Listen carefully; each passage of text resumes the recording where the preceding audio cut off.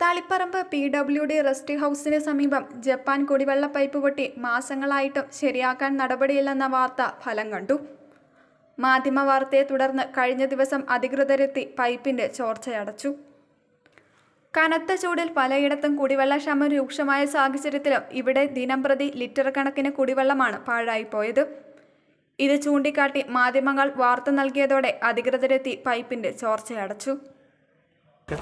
Post office റോഡിൽ ഇതിനിടയ്ക്ക് വാർത്ത കൊടുത്തതിൻ്റെ അടിസ്ഥാനത്തിൽ ജപ്പാൻ കുടിവെള്ളത്തിൻ്റെ പൈപ്പ് ശരിയാക്കിയിട്ടുണ്ട്. വളരെ നല്ല നടപടിയായിരുന്നു അത്. ഇതുപോലെ പല സ്ഥലത്തും ജപ്പാൻ കുടിവെള്ള പദ്ധതിൻ്റെ പൈപ്പ് പൊട്ടിയിരുന്നു. അപ്പോൾ അതുകൂടെ ശരിയാക്കിയിരുന്നെങ്കിലും വളരെ ഉപകാരമായിരുന്നു.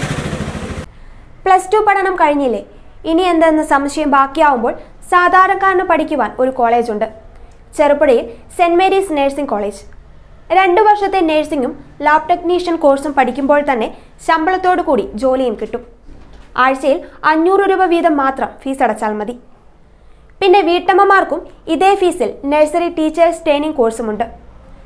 ഇതോടൊപ്പം സ്പോക്കൺ ഇംഗ്ലീഷ്, കന്നഡ കോഴ്സുകൾ എന്നിവ സൗജന്യമായി. അഡ്മിഷൻ ഉറപ്പാക്കൂ. 1/4 നൂറ്റാണ്ടിന്റെ സേവന പാരമ്പര്യവുമായി സെന്റ് മേരീസ് നഴ്സിംഗ് കോളേജ്, അമ്പലം റോഡ്, ചെറുപുഴ.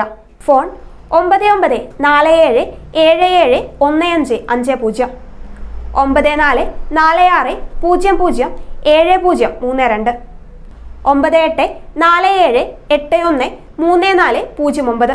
Land phone 04985 200 228. ചുരുങ്ങിയ ചെലവിൽ ഹോസ്റ്റൽ സൗകര്യവും ലഭ്യമാണ്.